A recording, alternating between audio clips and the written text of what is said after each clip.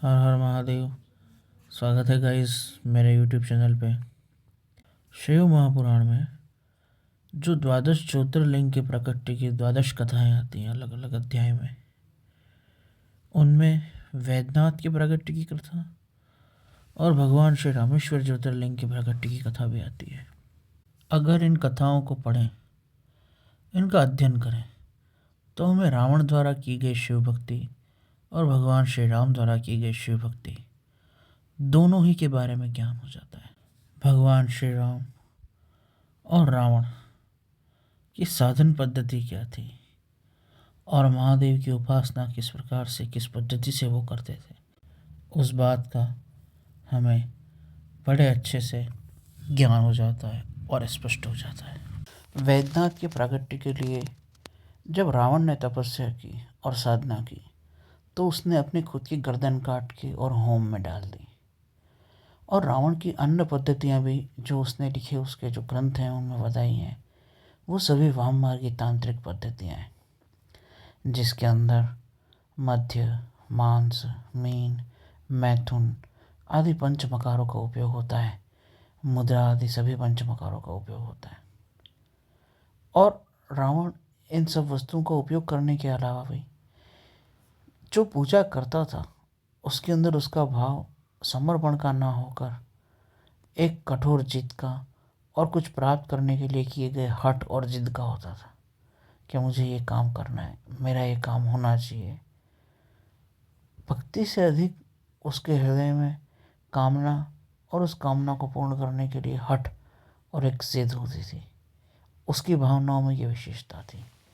उसकी साधना के अंदर ये दोष थे कि किस प्रकार से वो तमोगुणी साधन, तमोगुणी चीज़ों का उपयोग करता था। दूसरी ओर जब हम भगवान श्री राम द्वारा रामेश्वर जी की पूजा का प्रसंग देखते हैं, तो हम पाते हैं कि भगवान ने बिल्वपत्र, कंदमूल फल, जल आदि से महादेव की पूजा की है।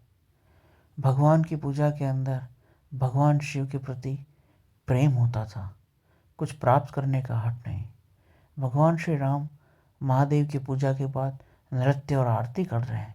जहाँ पर रामेश्वर की प्रागट्य कथा और भगवान द्वारा की गई पूजा का वर्णन है, वहाँ स्पष्ट लिखा है कि भगवान श्री राम ने पूजा करने के बाद भगवान भोलेनाथ के लिए नृत्य भी किया, उनकी प्रसन्नता के लिए स्वयं नृत्य किया।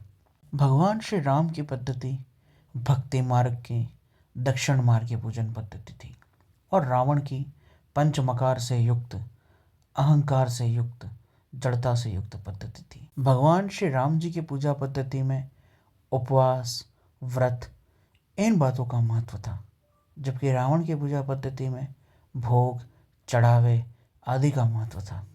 अतः हम इस निर्णय पर पहुंच सकते हैं कि भगवान की पूजा जितनी सात्विकता से, जितनी पवित्रता से, जितने सदाचरण द्वारा की जाएगी, उतना ही उस पूजा का शुभ फल एवं हमें हमारे मनोनुकूल पदार्थ की प्राप्ति हो सकेगी। भगवान की पूजा के अंदर पवित्रता जरूरी है। भगवान के पूजा के अंदर सदाचरण, धर्म आचरण जरूरी है।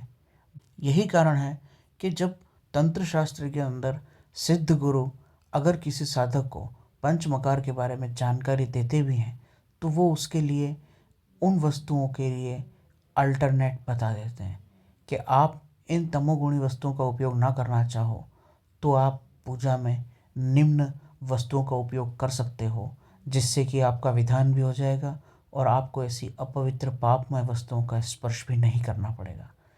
इसके अलावा ये बहुत आवश्यक रहता है कि जो इस तरह की पद्धति करता है वो स्वयं पवित्र रहे और वो कभी भी इन ऐसी चीज़ों का स्पर्श अथवा सेवन अथवा उपयोग ना करे। वो केवल उस देव कार्य के लिए एक निमित्त मात्र से, उसका संकेत मात्र से उपयोग कर ले। ये बहुत महत्वपूर्ण बात है, जो अक्सर लोग गलती कर जाते हैं और फिर जब तंत्र मार्ग के अंदर उनको सफलता मिलने लगती है, तो वो ऐसी चीज़ों का उपयोग भी करना शुरू कर देते हैं, ऐसी चीज़ों से प्रभावित हो जाते हैं और उसका परिणाम बहुत भयंकर आता है। कई बार तो वंश नाश हो जाता है, कई बार दुर्घटनाएं होती हैं, कई बार सिद्धि नष्ट हो जाती है।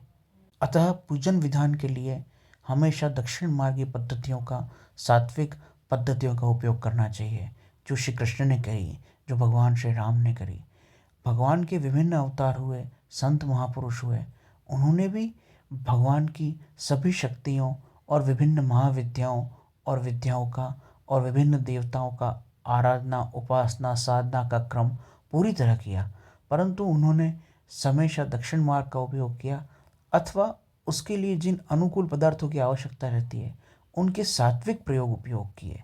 और आप स्वयं देख सकते हैं कि उनकी शक्ति, उनकी सिद्धि कितनी प्रबल थी, क्योंकि उनमें ब्रह्मचर्य था, उनमें सदाचरण था, उनमें नियम निष्ठा थी, उनके हृदय में भगवान के प्रति प्रेम भाव था।